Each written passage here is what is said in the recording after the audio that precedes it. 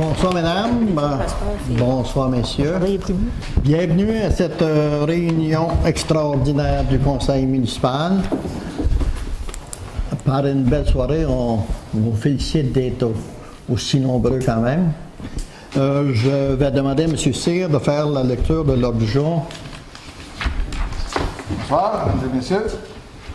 Ville de Percé, séance extraordinaire du conseil municipal, 19 juin 2013, ordre du jour. Point 1. Dépôt du certificat de la procédure d'enregistrement, règlement numéro 455-2013, décrétant une dépense et un emprunt de 1 442 171 $ pour la construction d'un garage municipal sur la route Lemieux, l'acquisition d'équipements et l'aménagement du terrain. Point 2. Adoption du règlement numéro 456-2013 établissant un programme d'aide financière sous forme de crédit de taxes pour certaines entreprises. Point 3. Soumission. Appel d'offres, projet hôtel de ville, remplacement des portes et fenêtres, réfection de la toiture et peinture extérieure. Point 4. Demande de construction Euler & Company, autorisation d'installation de 2 roulottes de chantier et du stationnement des travailleurs sur le terrain de la halte routière de Barachois dans le cadre des travaux de réfection du pont du chemin de fer de juin 2013 à août 2014. 5. Demande d'injonction, usage, construction et aménagement de terrains dérogatoires. 6. Demande de permis pour des rénovations extérieures du magasin général Robin de Barachois, un bâtiment cité à titre de bien patrimonial. C'est autorisation en vertu des articles 137 et 139 de la loi sur le patrimoine culturel. 7. Demande du conseil d'établissement de l'école Sainte-Marie de Cap-d'Espoir, aide financière pour un voyage à Montréal dans le cadre de la grande récompense du Grand Défi Pierre Lavoie. 8. Cercle des fermières de Bridgeville, projet d'agrandissement de leur local situé dans le centre communautaire de Bridgeville dans le cadre du Fonds d'amélioration de l'infrastructure municipale. Contribution financière de la ville de Percé et période de questions. Vous remarquez que ce soir, il n'y a pas d'affaires nouvelles. C'est une séance extraordinaire, puis on n'ajoute pas de points. Oui, une petite précision, si vous permettez, M. le maire. Il faudrait lire au lieu de fonds d'amélioration de l'infrastructure municipale, c'est fonds d'amélioration de l'infrastructure communautaire. Okay. Il y a eu une petite erreur d'écriture là. Infrastructure communautaire. Ça va. Maintenant, dépôt du certificat de la procédure d'enregistrement, règlement 455-2013, décrétant une dépense et un emprunt d'1 442 171 pour la construction d'un garage sur la route Lemieux, l'acquisition d'équipements et l'aménagement du terrain. Madame Hubert. Bon, la période d'accès au registre se déroulait aujourd'hui de 9h à 19h sans arrêt. Le nombre de signatures, demandes requises pour qu'un scrutin référendaire soit tenu était de 2880. Le nombre de demandes requises pour qu'un scrutin référendaire soit tenu était de 299. Le nombre de signatures apposées est de 2. Donc, le règlement est réputé avoir été approuvé par les personnes habiles à voter, n'ayant pas atteint le nombre de demandes requises. La prochaine étape, il est transmis demain au ministère des Affaires municipales qui doit donner la dernière approbation. Il s'agit de 2 personnes sur 2880. 2800 personnes, oui, habiles à voter et ont le droit d'être inscrites sur la liste référendaire de la municipalité. C'est l'ensemble de la municipalité. C'est pour un dépôt, pas besoin de résolution, Mme Hubert? Non, c'est un dépôt. Adoption du règlement 456-2013 établissant un programme d'aide financière sous forme de crédit de taxes pour certaines entreprises. Monsieur Leboeuf. Merci, M. Cloutier. Comme on avait établi l'an dernier un règlement, un programme d'aide sous forme de crédit de taxes pour les nouvelles résidences, ce nouveau programme, le règlement numéro 456-2013, prévoit un programme d'aide sous forme de crédit de taxes pour certaines entreprises. Attendu que le conseil municipal de la ville de Percé souhaite encourager le développement d'entreprises sur son territoire et ainsi contribuer à la vitalité économique par la création d'emplois, attendu que la mise en place d'un programme d'aide sous forme de crédit de taxes pour certaines entreprises est un moyen permettant l'atteinte de cet objectif, attendu qu'en vertu des dispositions prévues aux articles 92.1 à 92.6 de la loi sur les compétences municipales, une municipalité peut, par règlement, adopter un programme afin d'accorder une aide financière sous forme de crédit taxe à certaines personnes et à l'égard de certains immeubles. Attendu que la Ville souhaite se prévaloir des pouvoirs qui lui sont accordés par cette loi, attendu également que le Centre local de développement du Rocher-Percé a adopté un plan d'action pour l'économie et l'emploi, attendu que l'avis de motion du présent règlement a été dûment donné lors de la séance du Conseil tenue le 7 mai 2013. En conséquence, il est résolu que le présent règlement portant le numéro 456-2013 soit et est adopté et que le Conseil ordonne et statue ainsi qu'il suit. Les 15 articles suivants décrivent le règlement. Le premier article dit que le préambule ci-dessous expliqué fait partie intégrante du présent règlement, comme s'il était au long récité. L'article 2, programme de crédit de taxe. On décrit qui est accessible à ce programme de crédit de taxe. Le Conseil municipal de la Ville de Percé adopte un programme en vertu duquel la Ville accorde une aide sous forme de crédit de taxe à toute personne qui exploite dans un but lucratif une entreprise privée ou qui est une coopérative, qui est propriétaire ou occupant d'un immeuble dans une unité d'évaluation répertoriée au Manuel d'évaluation foncière du Québec sous les rubriques suivantes. Là, ça décrit la liste suivante qui est admissible à ce programme de crédit de taxe. 2.3, les industries manufacturières. Deuxièmement, dans la rubrique 41, chemin de fer et métro. 3.42, transport par véhicule automobile, infrastructure, sauf les transports par taxi ou ambulance. Au quatrième point, la section 43 du règlement, transport par avion, les infrastructures, les aéroports. 44, transport maritime. Communication, centre réseau. Au 7e point, services de nettoyage de l'environnement. 8e, les services de recherche, développement et d'essai. Services de consultation et en administration et en affaires, au 9e point. Au 10e, les services de génie. Au 11e point, les services éducationnels et de recherche scientifique. 12e, école de métier non intégrée une polyvalente. 13e point, formation en informatique. 14, exposition d'objets culturels. 15, centres touristiques. Donc, la définition est assez large, toute entreprise, pas seulement manufacturière, mais qui sont décrits dans les 15 points si haut décrits. Une personne qui est l'occupant plutôt que le propriétaire d'un immeuble visé ci-dessus et qui remplit les autres conditions prescrites n'est admissible au programme de crédit de taxe que si l'immeuble qu'elle occupe est visé par l'article 7 de la loi sur les immeubles industriels et municipaux. Pour bénéficier de ce programme de crédit de taxe et pour être déclaré admissible à recevoir une aide, une entreprise doit avoir transmis sa demande au plus tard le 31 décembre 2015. Cependant, la date de fin de travaux ne devra pas excéder le 31 décembre 2017. Le crédit de taxe n'est accordé que si la réévaluation de l'immeuble a pour effet d'en hausser la valeur d'au moins 25 000 $. Troisième article décrit le territoire d'application de ce règlement.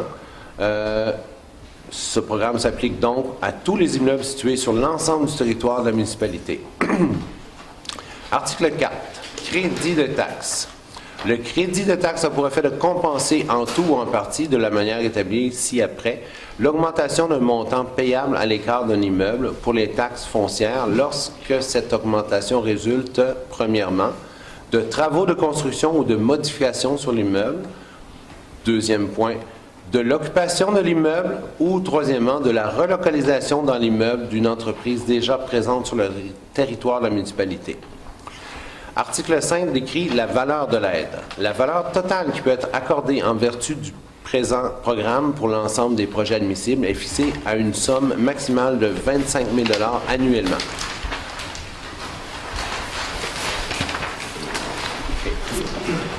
Article 6 décrit le calcul de l'aide accordée. 6.1, dans le cas des industries existantes sur le territoire de la ville ou les nouvelles entreprises, l'aide accordée sous forme de crédit est équivalente à, pour une période de 3 années, complète à partir de la date effective du certificat de l'évaluateur. Ce montant est égal à 100% de la différence entre le montant des taxes foncières qui serait dû si l'évaluation de l'immeuble n'avait pas été modifiée et le montant des taxes foncières qui est effectivement dû. Deuxième point, dans le cas des entreprises situées sur le territoire de la ville et en processus de redressement, l'aide accordée sous forme de crédit taxe équivalent à 50% du montant des taxes foncières qui sont payables à l'égard d'un immeuble lorsque son propriétaire ou occupant bénéficie d'une aide gouvernementale pour la mise en œuvre d'un plan de redressement. Le crédit taxe ne peut être accordé que pour un seul exercice financier et doit être coordonné à l'aide gouvernementale. Troisièmement, pour déterminer la date où les travaux sont complétés, soit la fin des travaux, cette dernière sera celle inscrite sur le certificat de l'évaluateur à titre de date effective. Quatrièmement, toutefois, le crédit de taxe ne peut s'appliquer lorsqu'un immeuble est dans l'une des situations suivantes. A. On y transfère des activités qui sont exercées sur le territoire d'une autre municipalité locale. Ou, deuxièmement, son propriétaire ou son occupant bénéficie d'une aide gouvernementale destinée à réduire les taxes foncières. Le paragraphe B, cependant, ne s'applique pas lorsque l'aide gouvernementale est accordée pour la mise en œuvre d'un plan de redressement selon l'article 6.2 du présent règlement. La durée du programme, une personne ne peut être déclarée admissible à recevoir une aide en vertu du présent programme après le 31 décembre 2015. Tout dossier de demande devra être présenté avec l'ensemble des documents exigés avant cette date. Les conditions d'admissibilité au programme sont décrites à l'article 8. Aucun crédit taxe ne peut être accordé à moins que les conditions suivantes ne soient respectées. A. Le propriétaire ou l'occupant d'un immeuble visé par le programme doit compléter le formulaire préparé par la Ville et disponible au bureau de la Ville et obtenir une confirmation écrite par le directeur général de ville de son application. Et B.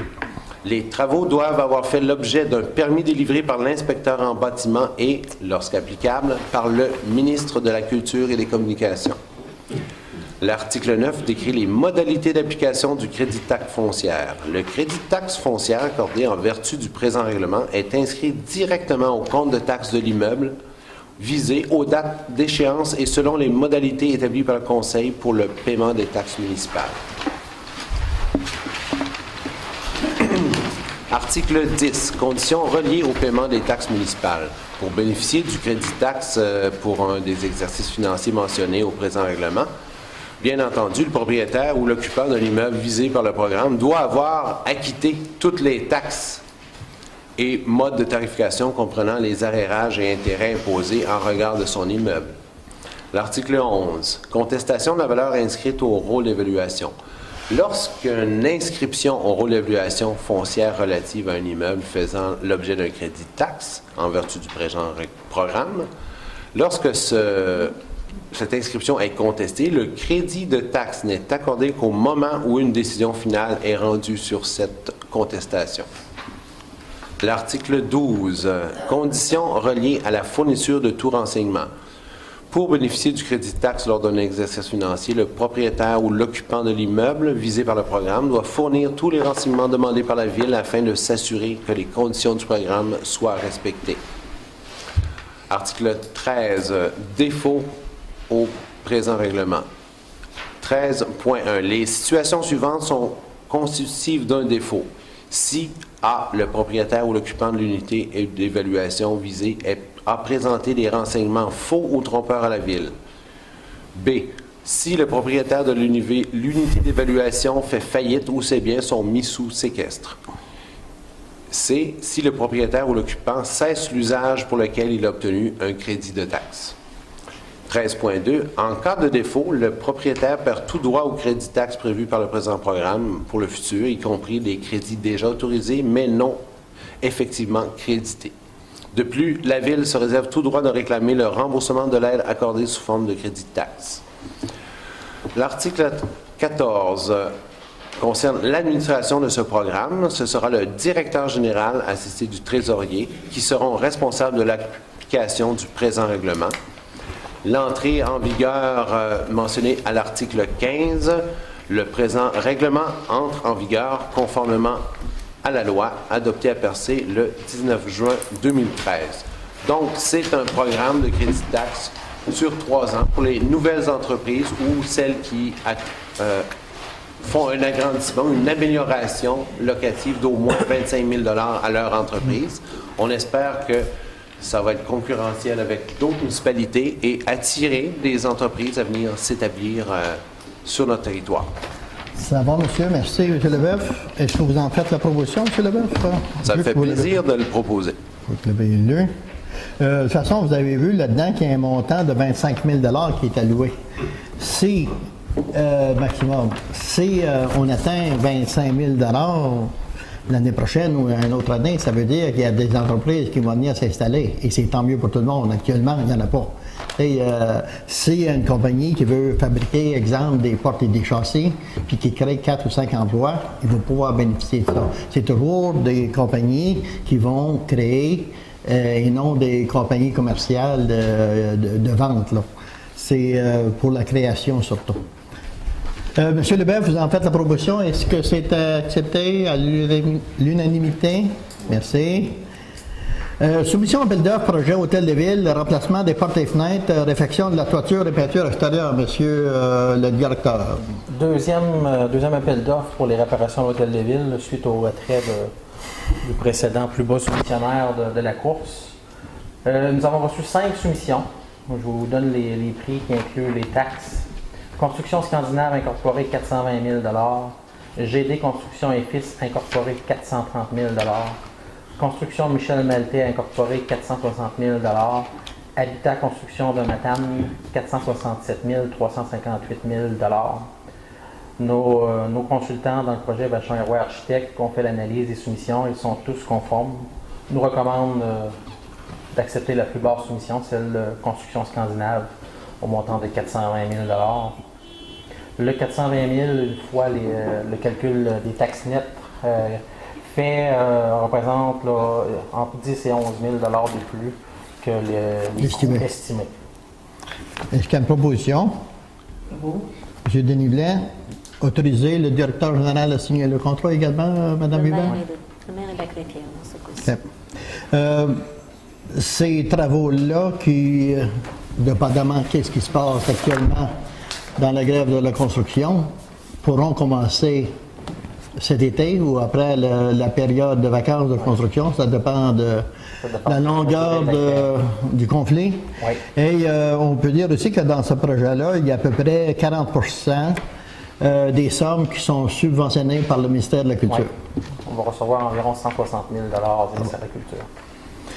Maintenant, demande de construction Euler, autorisation d'installation de 2 roulottes de chantier et du stationnement des travaux sur le terrain de la halte routière de Barachois dans le cadre des travaux de réfection du pont du chemin de fer, juin 2013 à août 2014. Ça, c'est pour réparer le tronçon. De Barachois. L'entreprise a été retenue par la Corporation chemin de fer de la Gaspésie pour faire les réparations urgentes pour permettre au train de finalement circuler sur nos rails. L'entreprise est venue me rencontrer la semaine dernière pour demander l'autorisation d'installer 2 roulottes de chantier sur la propriété municipale ou la halte routière derrière la caserne de pompiers et d'utiliser la halte routière comme stationnement pour la durée des travaux, stationnement des véhicules des travailleurs. La résolution ce soir, c'est d'abord savoir si le conseil municipal est d'accord pour que ce terrain-là soit loué à cette entreprise-là et de m'autoriser à négocier avec l'entrepreneur les conditions d'utilisation. Bien, j'espère, hein, c'est pour nous autres, ce chemin de fer-là. Non, mais qu'est-ce qui va rester comme stationnement pour les gens qui veulent arrêter? Qu'est-ce qui va rester? Ensuite, c'est très grand comme endroit. Là. Oui, il va rester de la place? Oh, oui. C'est pas le 132 stationnement en arrière. OK. C'est derrière la caserne de pompiers. Là. Oui, bien, c'est ça. Ouais. Il y a une halte routière avec un bloc sanitaire là, qui est opéré par la ville. Il y a un quai là, qui a été démoli en 2010. Là, justement, au sujet du quai, suite à une visite de nos ingénieurs, nous ont recommandé de fermer le quai, empêcher l'accès au quai pour des raisons de sécurité. Le quai, si ça n'a pas été fait dernièrement, ça sera fait très bientôt, fermer l'accès à la circulation piétonne. Est-ce qu'il y a une proposition? Je propose. Madame Anita Fana. Non Bonsoir, pendant la Oui. semaine de travail, moi j'avais proposé que tout montant de location soit remis pour la halle routière pour la mettre en état de fonctionnement. Que le montant soit investi dans Barajois. Dans la halle routière. Aucun problème. Préserver les fonds pour l'amélioration du site. Vous pouvez l'inscrire dans la résolution, il n'y a aucun problème à ça. Demande d'injonction, usage, construction et aménagement de terrains dérogatoires, c'est suite à de nombreuses plaintes qu'on a reçues au sujet d'une installation dérogatoire à Cap-de-Roche, je pense. Oui. hein? C'est correct? Sur le lot 588.1, le propriétaire a été rencontré, a reçu 2 lettres par huissier de la part du service d'urbanisme. Ça a commencé d'abord par un usage non conforme du terrain. Après ça, ça a été un aménagement du terrain non conforme. Et maintenant, on retrouve une construction non conforme suite aux demandes du service d'urbanisme de cesser les travaux. La situation s'est empirée. C'est pour cette raison qu'on se présente devant le conseil municipal ce soir pour vous autoriser à mandater Cyr Mainville, avocate et procureur de la ville, pour faire une demande d'injonction ou autre requête prévue à la loi sur l'aménagement et l'urbanisme pour faire cesser ces travaux. Est-ce qu'il y a une proposition? Je le propose, c'est mon district. Daniel Leboeuf. De manière, c'est résolu à l'unanimité, on n'a pas grand choix. Demande de permis pour des rénovations extérieures du magasin général Robin de Barachois. Et ce bâtiment-là a été cité à titre de bien patrimonial. Puis, autorisation en vertu des articles 137 et 139 de la loi sur le patrimoine culturel. C'est pour le restaurer, pour le mettre conforme à ce qu'il était auparavant, là. Si vous voulez, c'est que toute intervention en vertu de la loi sur le patrimoine culturel, un bâtiment cité patrimonial, toute intervention doit se conformer aux conditions relatives à la conservation des valeurs patrimoniales de l'immeuble auquel le conseil peut l'assujettir et qui s'ajoute à la réglementation municipale. Donc, le conseil ne se prononce pas sur l'émission du permis. La réglementation municipale, c'est le service d'urbanisme qui s'en occupe. Donc, le propriétaire a présenté le projet. C'est une intervention sur l'extérieur. Ça a été soumis au comité local du patrimoine, qui est dans ce cas-ci le comité consultatif d'urbanisme. Le comité consultatif d'urbanisme a analysé l'intervention prévue et recommande leur acceptation sans conditions particulières additionnelles, sauf toutefois l'approbation des plans par un architecte qui, vu l'ampleur du bâtiment, en vertu de la loi, ça doit être signé par un architecte. Donc, il y a recommandation, mais il n'y a aucune modification, autre modification là, aux interventions. Les interventions respectent, en fin de compte, le caractère patrimonial, les valeurs patrimoniales du bâtiment. Ça prend une résolution pour approuver ça. C'est ça. Madame Anita Conner. Mais nous autres, on autorise seulement par rapport à la loi sur les biens culturels. Non pas le permis Non. Ce soir. Non. OK. Demande du conseil d'établissement d'école Sainte-Marie des Cabessoirs, aide financière pour un voyage à Montréal dans le cadre de la grande récompense du grand défi Pierre Lavoie.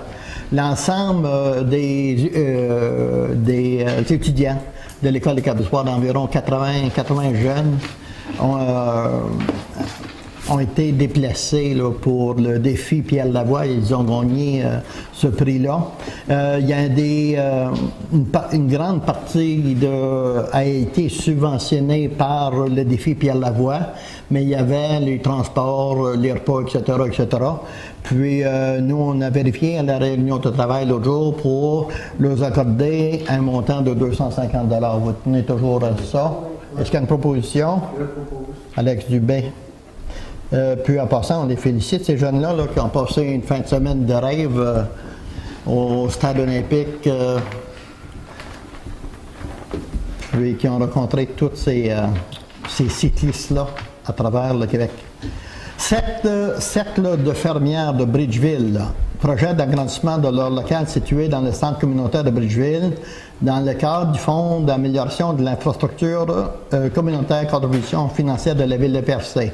Cette semaine, à la réunion de travail, à laquelle la plupart des gens étaient présents, sauf M. Cyr, on a rencontré Madame Ladouceur, je pense. Madame Ladouceur, hein? Et M. Blais. Monsieur Blanc était excusez. Bon.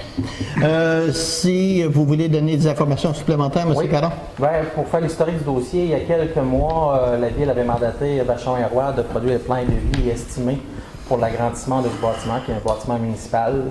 Suite à l'estimé, un projet a été déposé au Fonds d'amélioration infrastructure communautaire de développement économique Canada. La demande ou le projet déposé par le Cercle des fermières a été retenu comme un projet intéressant et prioritaire par le gouvernement fédéral, admissible à une aide financière de 50 %. Les coûts de travaux, taxes incluses, sont estimés à 108 000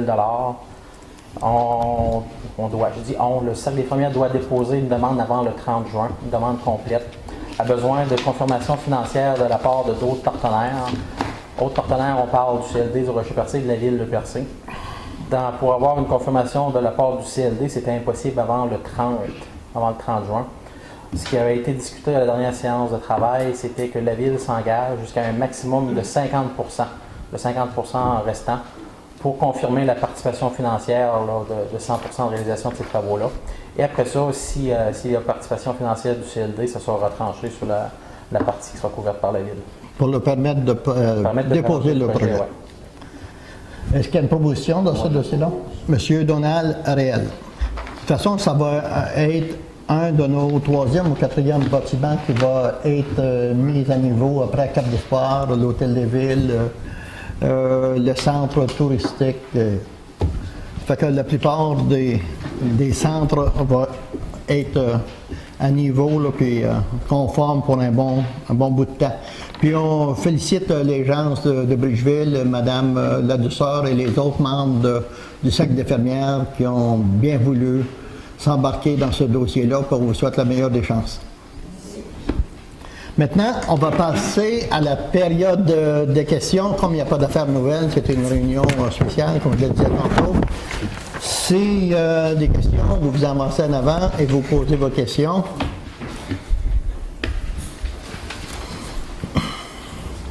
Bonsoir, messieurs. Bonsoir, mesdames. Bonsoir. David Eyre, résident saisonnier à la ville de Percé, opérant de résidence de tourisme au 532, route 132 à Percé. Là, je vais vous parler en termes de tourisme ou de visiteurs à Percé.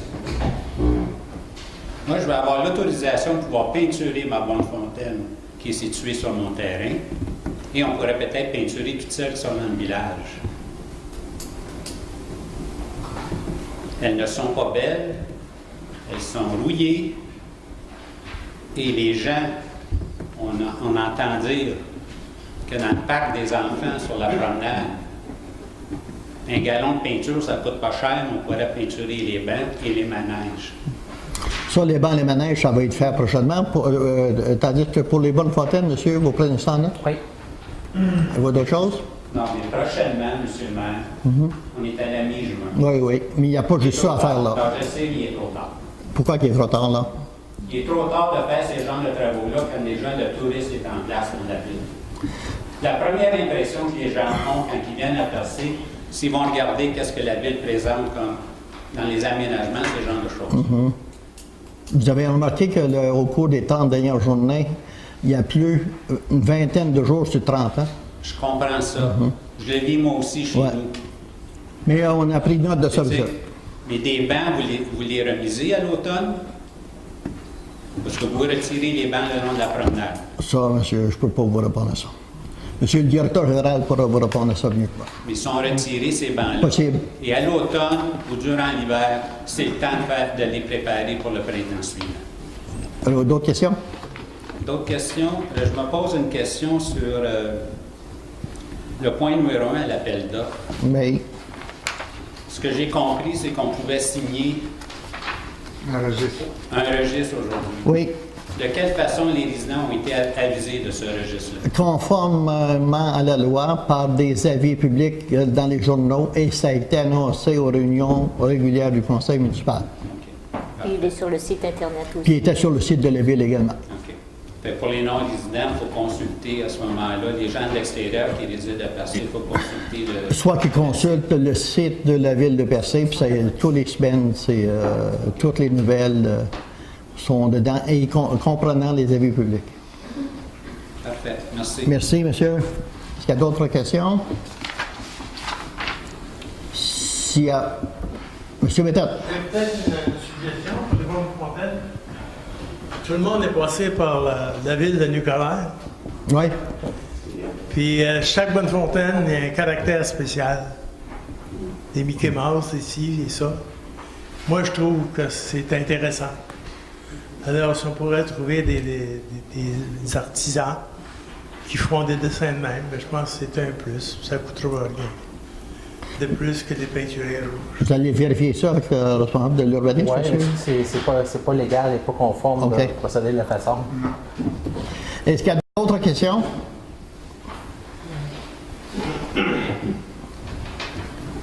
Moi, j'en aurais une. Il y avait monsieur qui était avant. Après vous, Madame Leblanc, ça va être après. Madame Bugeaud, ben, Bonsoir. bonsoir. Là, la ville a tout ce qu'il faut pour emprunter 1,4 million, c'est ce que je comprends, Oui. pour le garage municipal. Il manque une autorisation. Après ça, L'autorisation Ouais. des affaires municipales. ça, on a vérifié aujourd'hui, ça représente 7 sous du 100 Ouais. Contrairement à ce que vous aviez dit la dernière fois, 3-4 sous, là, mais c'est 7 sous. 7 sous? Pour une évaluation moyenne, ça veut dire Ouais. à peu près 60 par année de plus. Ça, c'est pour 25 ans. Oui. Exact? Oui. OK. Associé à cette immobilisation-là, combien qu'on prévoit que ça va coûter en termes de frais récurrents annuellement, chauffeur, assurance, maintenance, etc.? Bon. Je vais répondre à votre première question. Avant de s'embarquer dans le dossier du garage municipal, nous, on s'est assuré d'avoir des revenus compensatoires pour le 6 ou 6 sous qui va nous manquer. On va aller chercher des revenus peut-être des 10 sous. Ça veut dire que sur le compte de taxes du contribuable, moi je leur dis de ne pas être inquiète. Ils vont avoir une compensation revenu qui va compenser la partie dépenses. Et on a déjà une entente de principe à ce sujet. Mais là, on ne l'annoncera pas tant et aussi longtemps que ce n'est pas fait officiellement. Mais il n'y aura pas... C'est sûr qu'il va y avoir une dépense de 6 cents, ou 7 cents, ou 8 cents. Peu importe, on va avoir une compensation équivalente de 8, 9 ou 10 cents en revenus qui va compenser ce 7 cents-là. Puis je dis aux contribuables, soyez pas inquiets. Fait qu'on ne s'en est pas embarqué dans ce dossier-là sans avoir reçu l'assurance que les revenus vont être présents avec les dépenses. Pour ça, qu'est-ce que ça va coûter annuellement? Ça va coûter à peu près semblable à ce que le garage municipal coûte, une quinzaine de 1000 $ par année de frais. Mais là, tant et aussi longtemps qu'on n'a pas passé une année ou deux, on ne pourra pas vous le dire, mais ça va être fait selon les normes avec du chauffage plancher. Et il s'agit de la gestion du garage par le directeur des travaux publics, que les portes soient bien fermées régulièrement lors des travaux qui vont être faits l'hiver. OK. C'est que ces derniers temps, là, on me semble qu'on va passer beaucoup d'emprunts. Oui. 370 000 pour l'hôtel de ville, moins 40 peut-être. Ensuite, 258 000 pour Les camions de pompiers. les camions, en fait, les casernes. Tous ces montants-là sont au moins du double par rapport à ce que vous aviez mis dans les projets ou dans les programmes triennaux d'immobilisation. Votre estimé était trop bas, c'est ce qu'on... Non, notre estimé n'était pas trop bas. Il y a des choses qui ont été décidées après que le dépôt, mais on peut le faire quand même, là. Il y a des choses qui vont être faites l'année prochaine. Mais j'ai aussi rassuré la population. Côté revenus qui s'en vient, on a fait nos devoirs aussi. On a également fait nos devoirs. Il va y avoir des règlements d'emprunt qui vont se terminer avec les nouveaux règlements d'emprunt. Ça va nous permettre de faire tous ces travaux-là, toutes ces innovations-là, sans en affectant le moins possible le contribuable. D'accord. Maintenant, cette grille-là des règlements d'emprunt, est-ce que ce serait intéressant si elle était disponible sur le site de la Ville? De quoi? La grille qu'on voit, tous les règlements d'emprunt, avec le début, le montant, puis ce qui reste à payer, puis la fin, est-ce que ça serait possible de le mettre Je ne sais pas si c'est faisable, Madame la greffière. Là, je ne vois pas de problème avec ça. Je ne sais pas. Qui pourrait nous dire ça. C'est le trésorier qui pourrait nous dire. Oui, tu vas aller vérifier. On va vérifier. Pas aucun problème avec ça. Si c'est faisable, on va le faire. OK. Bon, c'est beau. Merci beaucoup. Merci, M. Daniel. Est-ce qu'il y a d'autres questions? Madame Bugeaud. Madame Bugeaud, Madame Leblanc? Bugeaud. Madame Bugeaud, hein? C'est concernant la diffusion des assemblées de la ville, secteur... 645. 645. Non. OK. Fait qu'on ne sait jamais c'est quand ça passe, c'est quel jour, c'est quelle date, c'est quelle heure, on ne peut jamais l'avoir. Fait que si possible, remédier à ça. Peux-tu vérifier ça, Félix? On avait parlé ça l'autre jour. Ouais, mais à des heures, hier soir, Mme qui était à minuit. Là, Ça passe plusieurs fois. À 11h le matin, souvent, elle est dessus. À 11h le matin. Mais de nous laisser savoir les dates et les heures. Mais on va essayer de le savoir, puis on va le mettre sur le site. Plusieurs jours. Peut-être plusieurs jours, mais... On va essayer de répondre à votre question à une prochaine séance. On va s'informer, puis on va leur demander de nous faire une grille. Vous la mettrez sur le site de la Ville de Percé. Oui. Ben, c'est ça que j'allais dire. Pour ceux qui sont à l'aise avec l'informatique, là, toutes les séances, on peut les regarder directement sur le site de la télé communautaire, environ une semaine après la fin de la séance. C'est affiché? Oui, sur le site de la télé communautaire de Grande-Rivière. On l'a pas, nous autres. Non, sur le site Internet. Sur Internet. Tout le monde a accès à ça.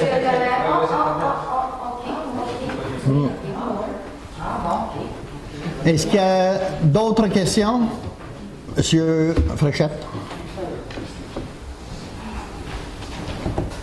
Bonsoir. C'est relatif au règlement numéro 456-2013. J'aimerais comprendre la notion d'occupant dans l'ensemble de la fiscalité du congé fiscal qui est donné. Parce que normalement, la fiscalité est dirigée vers un propriétaire, donc titulaire d'un droit de propriété. Et là, on étend le congé fiscal à un occupant qui peut être un locataire, finalement. Donc, comment ça va être fiscalisé à terme? Et première question, deuxième question sous-jacente, est-ce qu'on a estimé, comme dans le congé fiscal au niveau domiciliaire, au niveau résidentiel, l'impact, puisque vous parlez qu'il y aura beaucoup de revenus pour compenser le garage et tout ça, puisqu'on donne des congés fiscaux assez intéressants, est-ce qu'on a estimé l'impact sur l'ensemble de la fiscalité? Non, parce que dans ce cas-là, il n'y aura pas tellement d'impact, parce que ces constructions ne sont pas là actuellement. C'est juste dans le but qu'ils soient là. Si on peut avoir des nouvelles constructions qui vont nous permettre, puis qui sont assujetties à ça, et que ça va permettre de créer un plus-value, créer des emplois, c'est sûr que dans 2 ans, 3 ans, ces propriétaires-là vont en payer des taxes. Mais là, c'est pour être concurrentiel avec ça qui se passe dans les autres municipalités. Bon, la première question, M. Caron. Oui, je reviendrai sur... J'ai pris la question en note. Oui. Je vais demander conseil au trésorier avant de répondre. Okay. On va répondre par courriel. Ouais, la notion d'occupant m'intrigue. Si vous permettez, c'est expliqué, c'est mentionné que c'est pour bénéficier du programme de taxe, attendez, je viens de le dire, OK. Une personne qui est l'occupant plutôt que le propriétaire d'un immeuble visé et qui remplit les conditions, les autres conditions prescrites n'est admissible au programme que si l'immeuble qu'elle occupe est visé à l'article 7 de la loi sur les immeubles industriels je ne l'ai pas actuellement, alors j'imagine que vous avez travaillé sur le dossier, oui. Vous êtes en mesure de me répondre maintenant, puisque c'est quelque chose qui a été travaillé en réunion de travail, donc on a examiné l'ensemble des conséquences d'un document qu'on approuve. C'est normal. J'ai... Ça va? L'article 7... Ça va, ça oui. va. De toute façon, ce document-là a été vérifié par les procureurs et c'est tout. Oui. Mais ça va, M. Fréchette, continuez. La question que je posais concernant la projection des revenus ou des congés fiscaux, elle est établie sur la valeur foncière des entreprises qui existent déjà au départ et celles à venir. Oui. Bien entendu. Il n'y a pas de problème avec celles qui vont venir et c'est un actif, je pense, pour l'ensemble de notre communauté. Mais par contre, on peut estimer sur le fonds foncier qui existe déjà, les risques ou les possibilités d'engager ce congé fiscal-là dans les prochaines années. Pour le moment, on parle d'industrie manufacturière. On a pratiquement pas. On parle de congé de taxe pour nouvelle construction ou agrandissement qui n'existe pas aujourd'hui, donc qui ne donne aucun revenu de taxe. Actuellement, si on donne un congé de taxe de quelque chose qui n'existe pas, il n'y a aucun impact sur la fiscalité municipale. Au contraire, à partir de la 3e année, nous, on va recevoir des revenus de plus. C'est ça que je disais tantôt. Je ne parle pas sur la finalité de la chose, je parle sur la base de calcul. Okay, Vous ne semblez pas comprendre. Je ne sais pas qui ne comprend pas. OK. OK, merci. Bon, merci. S'il n'y a pas d'autres questions, rendez-vous à la réunion régulière de l'été. Je pense que c'est le 2 juillet. Bonne fin de soirée à tous. Puis, si on ne vous voit pas de nouveau, passez une belle été. Merci.